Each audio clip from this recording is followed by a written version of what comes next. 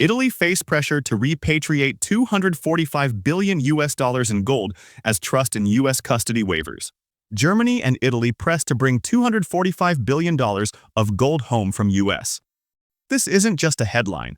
It's a financial thunderclap shaking the foundation of U.S. dominance. Germany and Italy, two of America's closest allies and two of the largest gold holders in the world, are now demanding the immediate return of nearly 4,000 tons of gold from the vaults of the New York Federal Reserve. That's $245 billion worth of solid bullion. And they're not asking politely. They're preparing military transport planes, not banking forms. Because this isn't about money anymore. It's about mistrust. And it couldn't come at a worse time for the U.S. Just weeks ago, President Trump's trade team reignited a tariff war, slamming Europe with 25% duties on steel and 10% on aluminum. He framed it as protectionism. Berlin and Rome heard it as punishment. And now, they're responding in the most symbolic way possible, withdrawing gold. In Germany, what began as a fringe demand years ago is now center stage.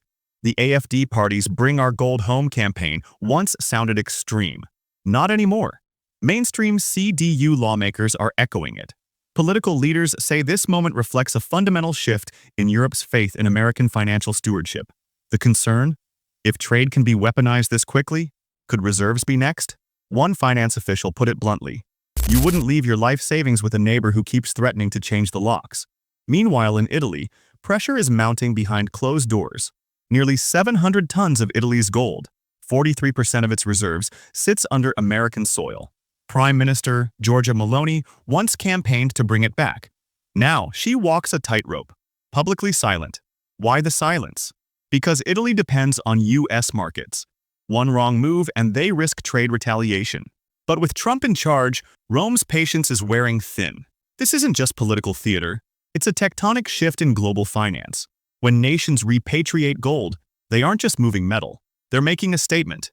We don't trust the dollar, the Fed, or Washington. The knock-on effects are already showing. According to the New York Fed, custody holdings for foreign central banks fell $90 billion between March and June. 1 week alone saw a record $17 billion plunge. Traders and bond desks are watching nervously. Why? Because gold equals collateral. If it leaves, confidence leaves. Repo markets, the unseen plumbing of global finance, are tightening. Mortgage strategists warn that if Germany and Italy move their gold, 30-year U.S. mortgage rates could surge past 7%. Infrastructure loans could dry up. State projects could stall. All from a quiet act of repatriation. And it doesn't stop with Germany and Italy. Belgium, Austria, the Netherlands, and Switzerland also store gold in New York. If they follow suit, we could see over 1,000 more tons fly out by 2028. The result? A $150 billion hole in U.S. Treasury demand, replaced not by dollars, but by distrust. Unlike the past, where diplomacy masked deeper divides, today's actions speak louder than communiques. Europe isn't making threats. It's making moves. And those moves are being measured in metric tons of bullion. Germany has already started testing the waters. In early June, Berlin quietly sold $4 billion in long-term treasuries to gauge how the markets would react. The result? Spreads widened. Futures desks in Chicago flagged the maneuver as a signal. Rome hasn't made its move yet. But voices inside Italy's financial community are growing louder.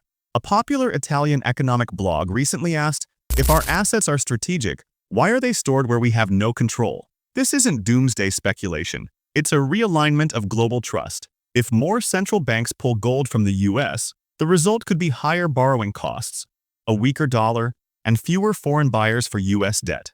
That would ripple from Wall Street to your street, in higher mortgage rates, pricier car loans, and tighter credit everywhere. Bond desks are already adjusting models. If Germany and Italy dump even $20 billion in treasuries, analysts project 5 to 6 basis points added to the 10-year yield. That would push 30-year fixed mortgages above 7% and raise the cost of infrastructure borrowing for U.S. cities and states.